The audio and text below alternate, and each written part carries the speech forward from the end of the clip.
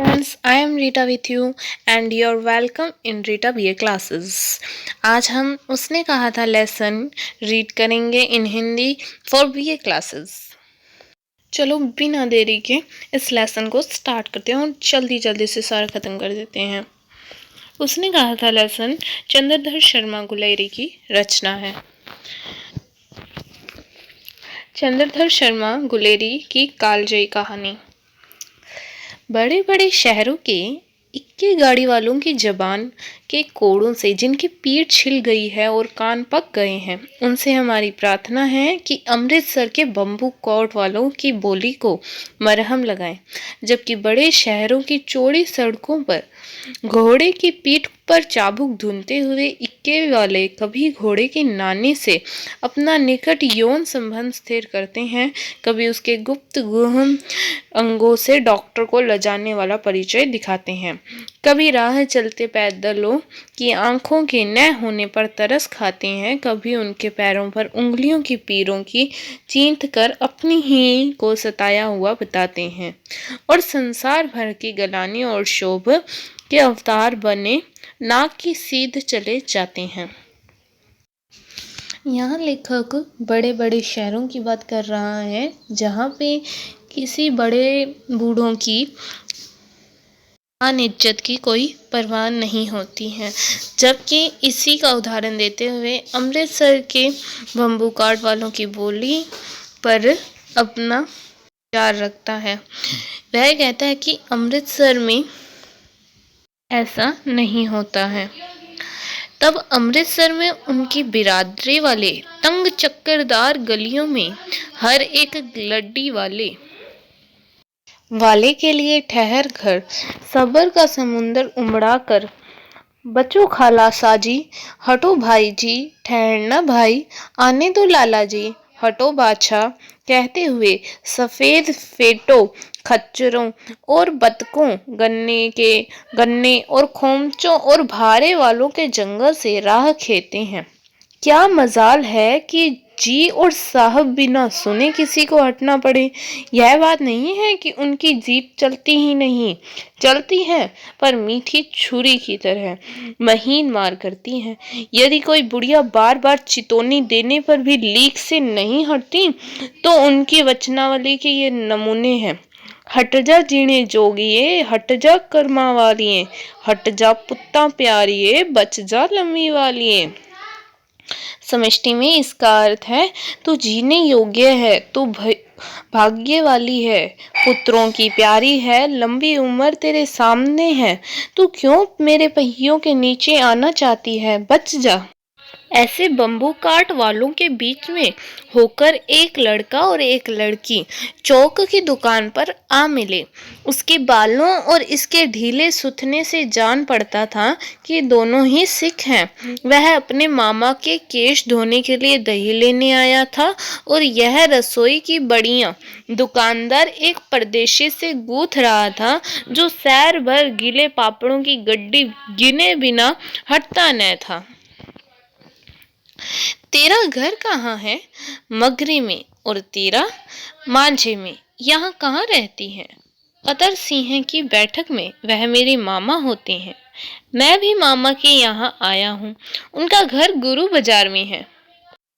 इतने में दुकानदार निपटा और इनका सौदा देने लगा। सौदा लेकर दोनों साथ साथ चले। कुछ दूर जाकर लड़के ने मुस्कुरा कर कहा, तेरी कुड़माई हो गई? इस पर लड़की कुछ आंखें चढ़ाकर धत कहकर दौड़ गई और लड़का मुंह देखता रह गया। दूसरे तीसरे दिन सब्जी वाले के यहाँ, दूध वाले के यहाँ अकस्मात दोनों मिल जाते। महीना भर यही हाल रहा। 2-3 बार लड़के ने फिर पूछा, तेरी कुड़माई हो गई? और उत्तर में वही धत मिला। एक दिन जब फिर लड़के ने वैसी ही हंसी में चिढ़ाने के लिए पूछा तो लड़के की संभावना के विरुद्ध बोली, हाँ हो गई। कब? कल देखते नहीं, ये रेशम का कड़ा हुआ सालू। लड़की भाग गई। लड़के ने घर की सीध ली। रास्ते में एक लड़के को रास्ते में एक लड़के को मोरी में ढकेल दिया, एक झाबड़ी वाले के दिन भर की कमाई खोई, एक कुत्ते को पत्थर मारा और गोभी वाले ठेले में दूध उड़ेल दिया। सामने नहाकर आती हुई किसी वैष्णवी से टकरा कर अंधे की उपाधि पाई, तब कहीं घर पहुंचा। अब यहाँ से दूसरा पैराग्राफ चल रहा है। पहले पैराग्राफ में हमने अभी तक एक छोटे लड़की और लड़की की स्टोरी सुनी, जहाँ पे सबसे पहले लेखक अमृतसर के जो ठेले वाले और है ना रिक्शा वाले हैं उन पर अपने विचार प्रकट करता है, और दूसरी तरफ अब यहाँ हम खंदकों में होती हुई लड़ाई के बारे में पढ़ेंगे। राम राम, यह भी कोई लड़ाई है? दिन रात खंदकों में बैठे हड्डियां अकड़ गई हैं। लुधियाना में 10 गुना जाड़ा और मेह और बर्फ, ऊपर से पंडलियों तक कीचड़ में धंसे हुए हैं। जमीन कहीं दिखती नहीं। घंटे 2 घंटे में कान के पर्दे फाड़ने वाले धमाके के साथ सारी खंदक हिल जाती हैं और 100 गज धरती उछल पड़ती है। इस गैबी गोले से बधे तो कोई लड़े। नगर कोट सा जलजला सुना था। यहाँ दिन में 25 जलजले होती हैं। जो कहीं खंदक से बाहर साफा या कोहनी निकल गई तो चटाक से गोली मार लेते हैं। न मालूम बेईमानी मिट्टी में लेटे हुए हैं या घास की पत्तियों में छिपे रहते हैं। दोस्तों, ये एक पैरा है जिसमें वही लड़का जो अभी तक हम देख रहे थे, जिसने उस लड़की की जान बचाई थी, वही लड़का है ये। और वो अपने कुछ साथियों के साथ खंदक में छिपा एक अमीर अंग्रेजों के साथ लड़ाई कर रहा है, जिसमें खंदकों में बड़ी ठंड है और उनकी जो पैर हैं वो कीचड़ में लदे हुए हैं। बाहर दुश्मन खड़े हैं और अगर कोई कोनी वोनी निकलती है उनके, मतलब कुछ भी बाहर से उनको वो दुश्मनों को पता चलता है तो वो उन्हें झटक से गोली मार देते हैं। लहना सी है और 3 दिन है। 4 तो खंदक में बिता ही दिए हैं। परसों रिलीफ आ जाएगी और फिर 7 दिन की छुट्टी। अपने हाथों झटका करेंगे और पेट भरकर खाकर सोए रहेंगे। उसी फिरंगी मैम के बाग में मखमल की सी हरी घास है। फल दूध की वर्षा कर देती है। लाख कहते हैं दाम नहीं देती। कहती हैं तुम राजा हो, मेरे मुल्क को बचाने आए हो। 4 दिन तक पलक नहीं झपकी। बिना फेरे घोड़ा बिगड़ता है और बिना लड़े सिपाही। मुझे तो संगीन चढ़ाकर मार्च का हुक्म मिल जाए, फिर 7 जर्मनों को अकेला मार कर न लौटूं तो मुझे दरबार साहब की दहली पर मत्था टेकना नसीब न हो। ये जो हमने ऊपर वाला पैरा पढ़ा था, ये वही लहना सिंह ने कहा था। लहना सिंह वही लड़का है जो छोटा वाला था। अब उसके बाद इसका कोई दोस्त बोल रहा है कि अब कुछ ही दिन बाकी हैं, हमने कुछ दिन तो निपटा लिए हैं इस खंदक में, कुछ दिन बाकी हैं, फिर हमें रिलीफ मिल जाएगी। आगे के लेसन हम पढ़ते हैं, स्टार्टिंग करते हैं वापस से। जब तक उससे दूसरा दोस्त कहता है कि वैसे तो मैं, अगर मुझे कोई हुक्म मिले तो मैं उन सारे साहब का साथ गोली मार दूं एक साथ ही, लेकिन यह हुक्म हमें नहीं मिला है। कलों के घोड़े संगीन देखते ही मुंह फाड़ देते हैं और पैर पकड़ने लगते हैं। यूं अंधेरे में 30 मन का गोला फेंकते हैं। उस दिन धावा किया था, 4 मील तक जर्मन नहीं छोड़ा था। पीछे जनरल से हट जाने का कमान दिया, नहीं तो सीधे बर्लिन पहुंच जाते। क्यों? सूबेदार हजारा सिंह मुस्कुरा कहा। लड़ाई के मामले में जमादार या नायक के चलाए नहीं चलते। बड़े अफसर दूर की सोचते हैं। 300 मील का सामना है, एक तरफ बढ़ गए तो क्या होगा? सूबेदार जी, सच है, लहना सिंह बोला, पर करें क्या, हड्डियों हड्डियों में तो जाड़ा धंस गया है। सूर्य निकलता नहीं और खाई में दोनों तरफ से चंबे की बावलियों के से सोते जर रहे हैं। एक दावा हो जाए तो गर्मी आ जाए। उद्यमी उठ, सिगड़ी में काले डाल। वजीरा, तुम 4 जने बाल्टियां लेकर खाई का पानी बाहर फेंको। महासिंह, शाम हो गई है, खाई के दरवाजे का पहरा बदल ले। यह कहते हुए सूबेदार सारी खंदक में चक्कर लगाने लगा। वजीरा सिंह पलटन का विदूषक था। बाल्टी में गंदला पानी भरकर खाई के बाहर फेंकता हुआ बोला, मैं पादा बन गया हूँ, करो जर्मनी के बादशाह का तर्पण। इस पर सब खिलखिला पड़े और उदासी के बादल फट गए।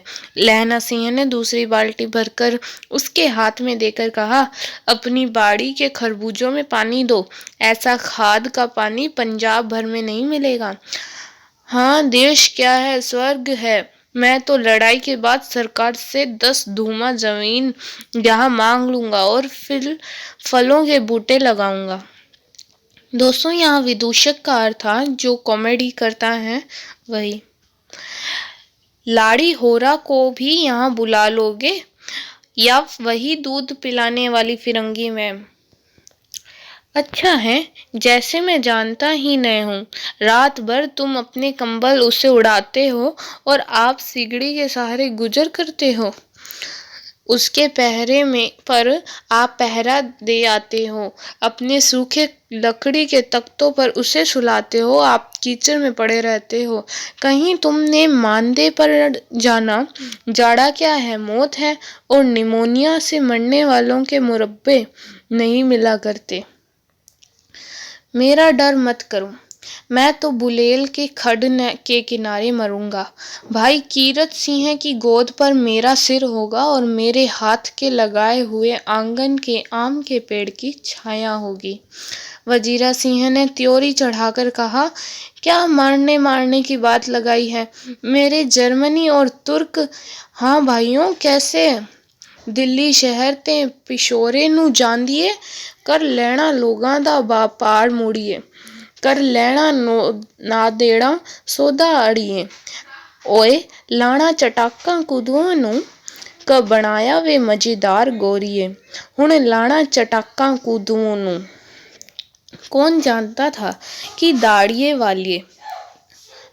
वाले घरबारी सिख ऐसा लुच्चों का गीत गाएंगे। पर सारी खंदक इस गीत से गूंज उठी और सिपाही फिर ताजे हो गए, मानो 4 दिन से सोते और मौज ही करते रहे हों। दोपहर रात हो गई, अंधेरा है, सन्नाटा छाया हुआ है। बोधा सिंह खाली बिस्कुटों के 3 टीनों पर अपने दोनों कंबल बिछाकर और लहना सिंह के 2 कंबल और एक बनियान कोट ओढ़कर सो रहा है। लहना सिंह पहरे पर खड़ा हुआ है, एक आंख खाई के मुंह पर है और एक बोधा सिंह के दुबले शरीर पर। बोधा सिंह कराहा, क्यों बोधा भाई, क्या है? पानी पिला दो। लहना सिंह ने कटोरा उसके मुंह से लगाकर पूछा, कहो कैसे हो? पानी पीकर बोधा बोला, कंपनी सी छूट रही है, रोम रोम में तार दौड़ रहे हैं, दांत बज रहे हैं। अच्छा, मेरी जर्सी पहन लो। और तुम? मेरे पास सिगड़ी है और मुझे गर्मी लगती है, पसीना आ रहा है। ना, मैं नहीं पहनता, 4 दिन से तुम मेरे लिए। हाँ, याद आई, मेरे पास दूसरी जर्सी है, आज सवेरे ही आई है, विलायत से बुन बुन कर भेजी है मैंने, गुरु उनका भला करे। यूं कहकर लहना अपना कोट उतारकर जर्सी उतारने लगा। सच कहते हो और नहीं झूठ? यूं कहकर नहीं करते बोधा को उसने जबरदस्ती जर्सी पहना दी और आप खाकी कोट और जीन का कुर्ता भर पहन कर पहरे पर खड़ा हुआ। मैम की जर्सी की कथा केवल कथा ही थी, अर्थात उसने केवल उससे मन बहलाने के लिए ही यह कहा था। उसके पास कोई जर्सी नहीं आई थी। आधा घंटा बीता, इतने में खाई के मुंह से आवाज आई, सूबेदार हजारा सिंह हैं। कौन? लपटन साहब। हुकुम हुजूर, कहकर सूबेदार तनकर फौजी सलाम करके सामने हुआ। देखो, इस समय धावा करना होगा। मील भर की दूरी पर पूर्व के कोने में एक जर्मन खाई है। उसमें 50 से ज्यादा जर्मन नहीं है। इन पेड़ों के नीचे नीचे 2 खेत काट कर रास्ता है। 3-4 घुमाव है। जहाँ मोड़ है वहाँ 15 जवान खड़े कर आया हूँ। तुम यहाँ 10 आदमी छोड़कर सबको साथ ले उनसे जा मिलो। खंदक छीन कर वहीं जब तक दूसरा हुक्म ना मिले डटे रहो। हम यहाँ रहेंगे जो हुक्म। चुपचाप सब तैयार हो गए। बोधा भी कंबल उतार कर चलने लगा। तब लहना सिंह ने उसे रोका। लहना सिंह आगे हुआ तो बोधा के बाप सूबेदार ने उंगली से बोधा की ओर इशारा किया। लहना सिंह समझकर चुप हो गया। पीछे 10 आदमी कौन रहे, इस पर बड़ी हुज्जत हुई। कोई रहना न चाहता था। समझा बुझा कर सूबेदार ने मार्च किया। लपटन साहब लहना की सिगड़ी के पास मुंह फेर कर खड़े हो गए और जेब से सिगरेट निकालकर सुलगाने लगे। 10 मिनट बाद उन्होंने लहना की ओर हाथ बढ़ाकर कहा, लो तुम भी पियो। आंख मारते मारते लहना सिंह सब समझ गया। मुंह को भाप छिपा कर बोला, लाओ साहब। हाथ आगे करते ही उसने